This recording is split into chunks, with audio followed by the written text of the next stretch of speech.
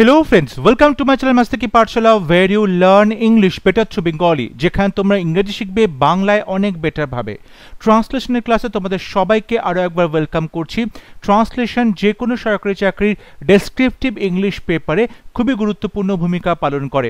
খুব শীঘ্রই হতে চলেছে পিএসসি ক্লার্কশিপ এবং মিসলেনিয়াসের মেন্স পরীক্ষা এবং সেখানে অবশ্যই কম্পালসারি ইংলিশ পেপারে ট্রান্সলেশন প্রশ্ন থাকবে এবং খুবই গুরুত্বপূর্ণ ট্রান্সলেশন প্রশ্নগুলো অ্যাটেম্প করে তোমরা খুব সহজেই বেশি নাম্বার সেখানে ক্যারি করতে পারো। সুতরাং ট্রান্সলেশনের ক্লাসগুলো তোমরা অবশ্যই ফলো করো, বাড়িতে প্র্যাকটিস করো।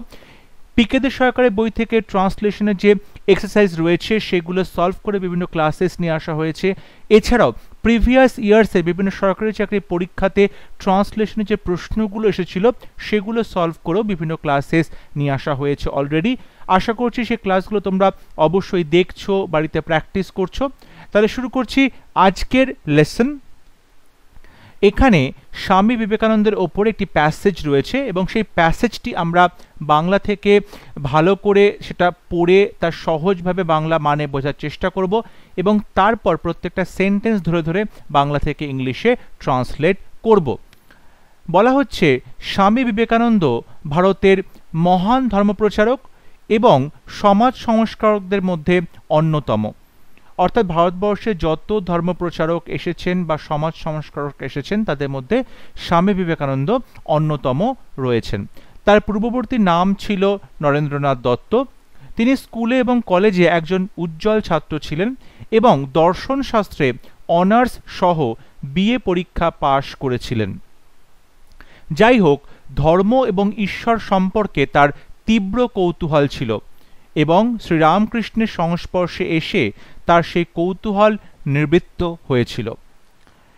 আমরা দেখতে পাচ্ছি এখানে স্বামী বিবেকানন্দের যে ধর্ম এবং ঈশ্বর সম্পর্কে একটা কৌতূহল সে বিষয়ে বলা আছে এবং শ্রীরামকৃষ্ণের সঙ্গে তার যে প্রথম সাক্ষাৎ এবং আস্তে আস্তে তিনি তাকে গুরু বলে মেনে নেন এবং তার যে কথাবার্তা বা তার সংস্পর্শে আসার পরেই কিন্তু তার যে এই একটা কৌতূহল ছিল স্বামী বিবেকানন্দের ধর্ম সম্পর্কে, ঈশ্বর সম্পর্কে, সেগুলো নিবৃত্ত হয়েছিল। তিনি তার সমস্ত প্রশ্নের উত্তর পেয়েছিলেন। শ্রীরামকৃষ্ণের তিরোধানের পর তিনি সারা ভারতবর্ষ পরিভ্রমণ করেন। শ্রীরামকৃষ্ণ মারা যাবার পর, দেহ রাখার পর স্বামী বিবেকানন্দ সারা ভারতবর্ষ পরিভ্রমণ করেন এবং এই সময় তিনি জনগণের দুঃখ দুর্দশার ঘনিষ্ঠ পরিচয় পান। পরে তিনি চিকাগোর ধর্ম মহাসভায় যান এবং হিন্দু ধর্মের মহনীয়তার ওপর বক্তৃতা দেন। ভারতে ফিরে এসে বেলুর মঠ ও রামকৃষ্ণ মিশন স্থাপন করেন। দরিদ্র এবং পদদলিতরাই তোমাদের দেবতা হন, তারই উদাত্ত আহ্বান আজও দেশবাসীর কাছে প্রেরণাদায়ক। অর্থাৎ স্বামী বিবেকানন্দ যে ডাক দিয়েছিলেন যে ভারতবর্ষর যারা দরিদ্র, যারা পদদলিত, তারা অবশ্যই তোমার ভাই, তোমার দেবতা, এই ডাক কিন্তু আজও ভারতবাসীকে, দেশবাসীকে প্রেরণা যোগায়। বাস্তবে কি তিনি তারুণ্য এবং আধুনিক ভারতীয় জাতীয়তাবোধের প্রতিমূর্তি। তিনি তারুণ্য এবং আধুনিক ভারতীয় জাতীয়তাবোধের প্রতিমূর্তি। এই যে প্যাসেজটি আমরা পড়লাম, এবার সেই প্যাসেজটি বাংলা থেকে ইংলিশে ট্রান্সলেট করব প্রত্যেকটা সেন্টেন্সকে। প্রথম সেন্টেন্স, স্বামী বিবেকানন্দ ভারতের মহান ধর্মপ্রচারক এবং সমাজ সংস্কারকদের মধ্যে অন্যতম। তাহলে আমরা ওয়ান অফ দি যে সিলেকশন করছি এই ফ্রেজটি এখানে ব্যবহার করব। তাহলে স্বামী বিবেকানন্দ আমাদের সাবজেক্ট, স্বামী বিবেকানন্দ। বলা হচ্ছে তিনি অবশ্যই ধর্মপ্রচারক অন্যতম এবং এটা আমরা প্রেজেন্ট টেন্সে লিখব। স্বামী বিবেকানন্দ ইজ ওয়ান অফ দি। এবার মহান, অবশ্যই গ্রেটেস্ট সুপারলেটিভ করা হচ্ছে, অন্যতম, গ্রেটেস্ট। ধর্মপ্রচারক, ধর্মপ্রচারককে আমরা বলতে পারি প্রিচার, প্রিচার। তাহলে এখানে যেহেতু ওয়ান অফ দি বলা হচ্ছে সিলেকশন, তাই তারপরে প্লুরাল নাউন বসবে প্রিচার্স। তাহলে one of the greatest preachers এবং অ্যান্ড সমাজ সংস্কারক, সোশ্যাল রিফর্মার্স। এবং সোশ্যাল রিফর্মার নাউন, রিফর্মার তার সাথেও এস বসবে, প্লুরাল। সোশ্যাল রিফর্মার্স ভারতের অফ ইন্ডিয়া, ভারতের অফ ইন্ডিয়া। তাহলে Swami Vivekananda is one of the greatest preachers and social reformers of India. তার পূর্ববর্তী নাম ছিল নরেন্দ্রনাথ দত্ত। তাহলে তার পূর্ববর্তী নাম ছিল, এটা সিম্পল পাস্ট টেন্সে হবে, পূর্ববর্তী মানে হিজ ফর্মার মানে আগের, হিজ ফর্মার নেম ওয়াজ, এটা সিম্পল পাস্ট টেন্স, তাহলে his former name subject, verb হচ্ছে ওয়াজ, ছিল নরেন্দ্রনাথ দত্ত, নরেন্দ্রনাথ দত্ত। তাহলে his former name was Narendranath Dutta. পরবর্তী সেন্টেন্সে বলছে তিনি স্কুলে এবং কলেজে একজন উজ্জ্বল ছাত্র ছিলেন। দেখো, উজ্জ্বল ছাত্র মানে অবশ্যই মেধাবী ছাত্র ছিলেন, সব দিক থেকেই কিন্তু তার মধ্যে প্রতিভার একটা আমরা ঝলক দেখতে পেয়েছিলাম। তাহলে তিনি স্কুলে এবং কলেজে একজন উজ্জ্বল ছাত্র ছিলেন, সেক্ষেত্রে হি ওয়াজ, তিনি ছিলেন উজ্জ্বল ছাত্র, আ ব্রাইট স্টুডেন্ট লিখতে পারো তোমরা, কিংবা যদি কেউ চায় মেরিটোরিয়াস লিখতে সেটাও লিখতে পারে। মেরিটোরিয়াস মানে মেধাবী ছাত্র, ঠিক আছে। তাহলে হি ওয়াজ এ ব্রাইট কিংবা মেরিটোরিয়াস স্টুডেন্ট স্কুলে এবং কলেজে, in school and college, in school and college. তাহলে হি ওয়াজ এ ব্রাইট কিংবা meritorious student in school and college, এবং দর্শন শাস্ত্রে অনার্স সহ বিএ পরীক্ষা পাশ করেছিলেন। তাহলে তিনি পাশ করেছিলেন, হি, কিন্তু আমরা এখানে একবার সাবজেক্ট হি লিখেছি, তাই অ্যান্ডের পর হি লেখার দরকার নেই, মেন ভার্বটা লিখলেই হবে। সো হি পাশ করেছিলেন, তাহলে হি পাস্ট, কি পাশ করেছিলেন? বিএ এক্সামিনেশন, বিএ এক্সামিনেশন, হি পাস্ট বিএ এক্সামিনেশন অনার্স সহ, অনার্স সহ, তাহলে উইথ অনার্স, উইথ অনার্স দর্শন শাস্ত্রে, উইথ অনার্স ইন ফিলসফি, দর্শন শাস্ত্র ফিলসফি। তাহলে হি ওয়াজ এ ব্রাইট কিংবা meritorious student in school and college and past BA examination with honours in philosophy.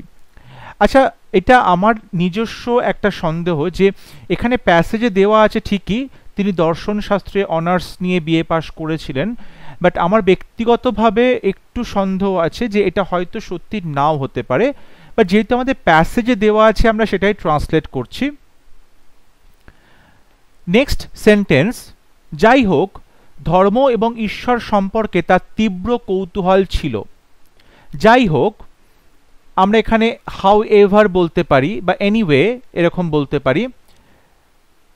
বলছে কৌতূহল ছিল মানে তার ছিল, হি হ্যাড, তার ছিল তীব্র কৌতূহল, তাহলে হি হ্যাড এ কিন, আমরা কিউরিওসিটি করতে পারি, কিউরিওসিটি করতে পারি, কিন কিউরিওসিটি করতে পারি, কিংবা আমরা এখানে ইন্টেন্স কিউরিওসিটি এটাও করতে পারি, ট্রিমেন্ডাস এটাও করতে পারি। তাহলে হি হ্যাড আ কিন কিউরিওসিটি কি সম্পর্কে? ধর্ম এবং ঈশ্বর সম্পর্কে। অ্যাবাউট, ধর্ম প্রথমে লেখা আছে, তাহলে অ্যাবাউট রিলিজিয়ন অ্যান্ড ঈশ্বর অ্যান্ড গড।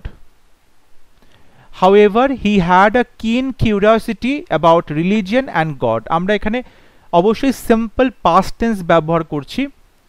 এবং শ্রীরামকৃষ্ণের সংস্পর্শে এসে তার সেই কৌতূহল নিবৃত্ত হয়েছিল, এবং অ্যান্ড তার সেই কৌতূহল নিবৃত্ত হয়েছিল।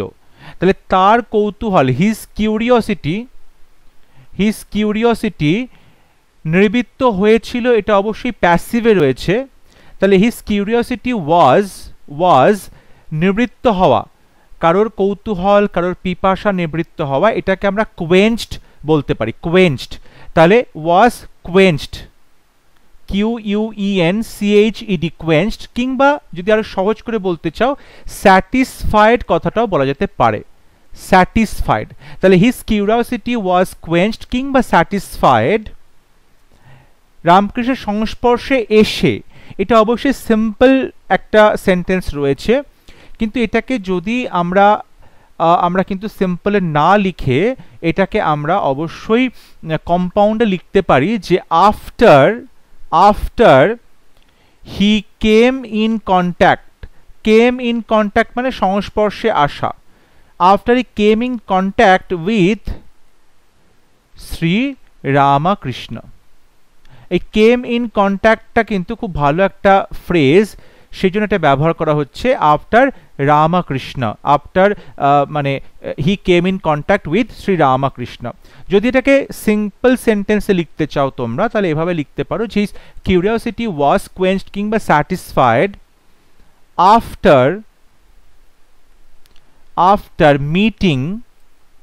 After meeting Shri Ramakrishna. ঠিক আছে, তাহলে এটা সিম্পল সেন্টেন্সেই থাকবে।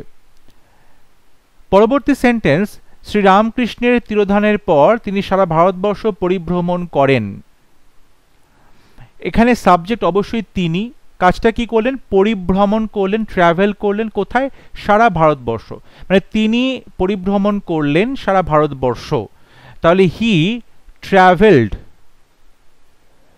ট্রাভেলড সারা ভারতবর্ষ, অল ওভার ইন্ডিয়া বা এন্টায়ার ইন্ডিয়াও বলতে পারো। হি ট্রাভেলড অল ওভার ইন্ডিয়া। কি বলছে? শ্রীরামকৃষ্ণের তিরোধানের পর, অবশ্যই সিম্পল সেন্টেন্স আছে, তাহলে আমরা এভাবে লিখতে পারি he travelled all over India after the passing away of Shri Ramakrishna.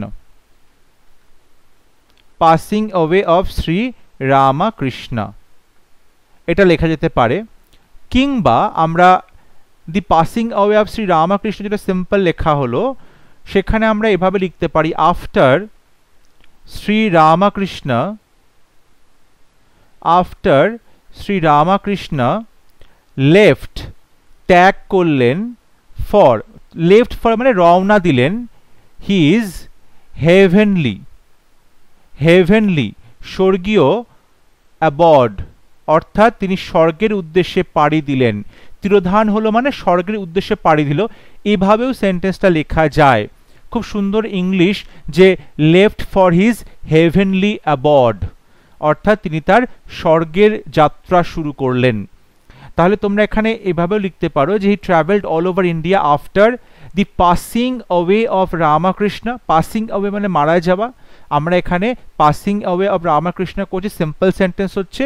না হলে এভাবে লিখতে পারো যে he travelled all over India after Shri Ramakrishna left for his heavenly অ্যাবড।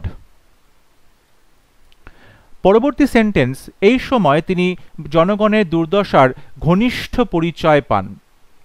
এই সময় অর্থাৎ ডিউরিং দিস টাইম মানে তিনি যখন সারা ভারতবর্ষ ঘুরে বেড়াচ্ছেন সেই সময়, ডিউরিং দিস টাইম বা ডিউরিং দিস পিরিয়ড তিনি জনগণের দুর্দশার ঘনিষ্ঠ পরিচয় পান। তার মানে তার পরিচয় হয় বা তিনি সব মানে প্রত্যক্ষ দর্শন করলেন। তাহলে হি উইটনেসড, তিনি তার সাক্ষ্য রইলেন, উইটনেসড কিংবা সচক্ষে দেখলেন, কিংবা হি এনকাউন্টার্ড, কি এনকাউন্টার করলেন? দুঃখ দুর্দশা। তাহলে দি মিজারি কিংবা ডিস্ট্রেসও বলতে পারো, মিজারি কিংবা ডিস্ট্রেস। কার ডিস্ট্রেস? জনগণ। অফ দি কমন পিপল, সাধারণ লোকজন বা জনগণ, অফ দি কমন পিপল। বলছে ঘনিষ্ঠ পরিচয় পান, তার মানে এটা দেখতে পান তিনি কি ভেরি ক্লোজলি, খুব ঘনিষ্ঠভাবে, একদম কাছ থেকে। During this time period he witnessed কিংবা এনকাউন্টার্ড দি মিজারি কিংবা distress of the common people very closely. পরে তিনি চিকাগোর ধর্মসভায় যান। লেটার তিনি যান, তিনি যান ধর্মসভায়, সেখানে আমরা অ্যাটেন্ড করতে পারি। ঠিক আছে, তিনি সেখানে উপস্থিত ছিলেন। তাহলে হি অ্যাটেন্ডেড দি ধর্ম মহাসভা, তাহলে parliament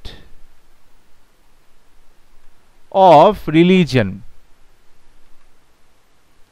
letter he attended the parliament of religion, কোথায়? শিকাগোতে, ইন শিকাগো। ইন শিকাগো, এবং হিন্দু ধর্মের মহনীয়তার ওপর বক্তৃতা দেন, হিন্দু ধর্মের মহনীয়তার ওপর বক্তৃতা দেন, অ্যান্ড বক্তৃতা দেওয়া অর্থাৎ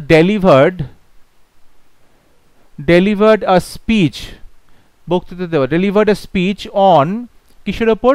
হিন্দু ধর্মের মহনীয়তা, মহনীয়তা মানে গ্রেটনেস, তাহলে অন দি গ্রেটনেস, কত মহান সেটার কথাই বলা হচ্ছে, on the greatness of the, Hindu ধর্মকে আমরা এখানে হিন্দু রিলিজিয়ন বলতে পারি। কেউ যদি মনে করে হিন্দুইজম বলবে সেটা কিন্তু আলাদা হয়ে যায়, হিন্দুত্ববাদ সেটা আলাদা জিনিস, হিন্দু ধর্ম, হিন্দু রিলিজিয়ন। তাহলে he delivered a speech on the greatness of the Hindu religion. এর পরের সেন্টেন্স, ভারতে এসে তিনি বেলুর মঠ ও রামকৃষ্ণ মিশন স্থাপন করেন, ভারতে ফিরে এসে, তাই তুমি এটা বলতে পারো যে coming back to India, coming back to India, কিংবা বলা যেতে পারে রিটার্নিং টু ইন্ডিয়া,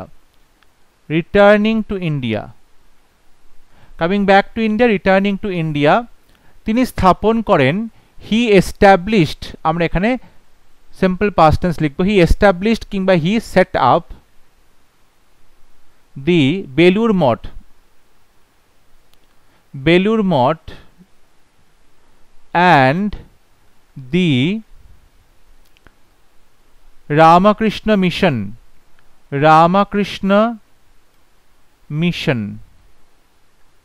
তাহলে কামিং ব্যাক টু ইন্ডিয়া, ভারতে ফিরে এসে, হি এস্টাবলিশড কিংবা সেট আপ, এখানে আমরা ফ্রেজাল ভার্ব লিখছি, স্থাপন করলেন, the Belur Math and the Ramakrishna Mission. দরিদ্র এবং পদদলিতরাই তোমাদের দেবতা হন, তারই উদাত্ত আহ্বান আজও দেশবাসীর কাছে প্রেরণাদায়ক। তাহলে তারই উদাত্ত আহ্বান, তাহলে তার উদাত্ত আহ্বান, তারপর কোটেশনটা লিখবো, আহ্বানটার কথা লিখলাম, তারপর লিখবো দেশবাসীর কাছে প্রেরণাদায়ক হয়ে আছে। তাহলে তার উদাত্ত আহ্বান অর্থাৎ হিজ ক্ল্যারিয়ন কল, ক্ল্যারিয়ন কলটা কি? উদাত্ত আহ্বান, সেটা হচ্ছে দরিদ্র এবং পদদলিতরাই তোমাদের দেবতা হন, মানে হতে দেওয়া হোক। তাহলে let the poor and the ডাউনট্রডেন,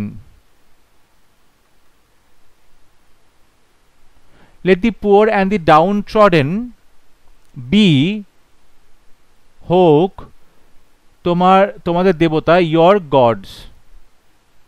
তা let the poor and the downtrodden be your gods, ঠিক আছে। তাহলে তার আহ্বানটা কি সেটা লেখা হলো। তারপরে আমাদের এবার ভার্ব আসবে, ঠিক আছে। ভার্বটা কি আসবে না, তিনি কি বলেছেন? প্রেরণাদায়ক, মানে এটা আজও প্রেরণাদায়ক। তাহলে এটা বলতে পারি হিজ ক্ল্যারিয়ন কল, তারপরে সাবজেক্টটা পুরোটাই লেখা হলো, এখনো প্রেরণা যোগায়, স্টিল, এখনো আজও, স্টিল প্রেরণা দেয়, ইন্সপায়ার্স, আমরা ভার্ব লিখলাম, সিম্পল প্রেজেন্ট টেন্স করছি, স্টিল ইন্সপায়ার্স দি দেশবাসীকে, কান্ট্রিমেন। তাহলে হিজ ক্ল্যারিয়ন কল, তার উদাত্ত আহ্বান, let the poor and the downtrodden be your gods, আজও প্রেরণা দেয়, স্টিল ইন্সপায়ার্স, কাদেরকে? দেশবাসীকে, দি কান্ট্রি মেন। আজকে ক্লাসের লাস্ট সেন্টেন্স, বাস্তবিকই তিনি তারুণ্য এবং আধুনিক ভারতীয় জাতীয়তাবোধের প্রতিমূর্তি। বাস্তবিকই, রিয়েলি তিনি হয়, হি ইজ, এটা সিম্পল প্রেজেন্ট টেন্সে লেখা হবে, হি ইজ, কি বলা হচ্ছে? প্রতিমূর্তি। প্রতিমূর্তি মানে হচ্ছে এমবডিমেন্ট,